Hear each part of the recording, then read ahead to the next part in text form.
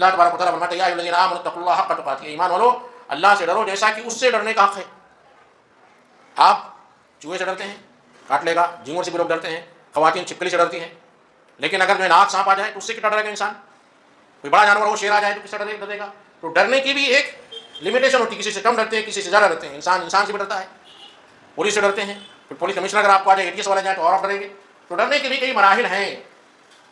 تو جس نے ہمیں پیدا کیا، جو ہمیں روزی روٹی دیتا ہے، جس کی ہمیں جا کر جواب دینا ہے، اور جو ہماری دل میں جو بات کھٹک رہی ہے، جو ہم سوچ رہے ہیں، جو وسوسہ ہمارے اندر پیدا، اس کو بھی وہ جانتا ہے۔ تو اس سے کیسے ڈرنا چاہیے؟ اس سے کیسے ڈرنا چاہیے؟ کتنا اسے ڈرنا چاہیے؟ اتقوا اللہ حق تقاتہ، جیسا اسے ڈرنے کا حق ہے۔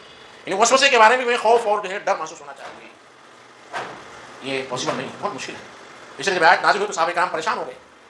ہم اور آپ ہوتے تو کہتے چلو ٹھیک ہے، اللہ سے ڈرنے کا ڈریں گے، دیکھا جائے گا۔ نہیں، صحابہ کرام اللہ اور اللہ کے نبی کریم صلی اللہ علیہ وسلم کی کم حقوں پیروی کرنا چاہتے تھے۔ نہیں ہو سکتا اللہ کے رسول کی، پاسبل نہیں ہے۔ جیسے اللہ سے ڈرنا اسے نہیں ڈر سکتے، بہت مشکل ہے۔ تو آیت نازل ہوئی اتقوا اللہ ما استطعتم، جتنا اللہ سے آپ ڈر سکتے ہو اتنا کم از کم ڈرو۔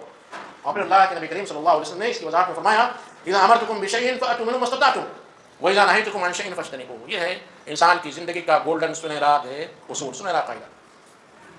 اللہ کے نبی کہتے ہیں جب میں تمہیں کسی چیز کے کرنے کا حکم دوں تو جتنا تمہاری طاقت ہے اتنی کرو۔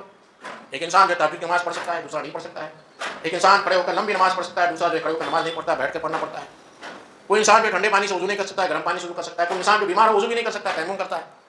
تو جتنا جس سے ڈرنے کا جتنی طاقت ہے اتنا انسان کو ڈرنا چاہیے۔ ابھی نہیں کہنا کہ میری طاقت نہیں ہے، جتنی طاقت ہے اتنی کم از کم آپ کو کرنی ہے۔ وَإِذَا نَهَيْتُ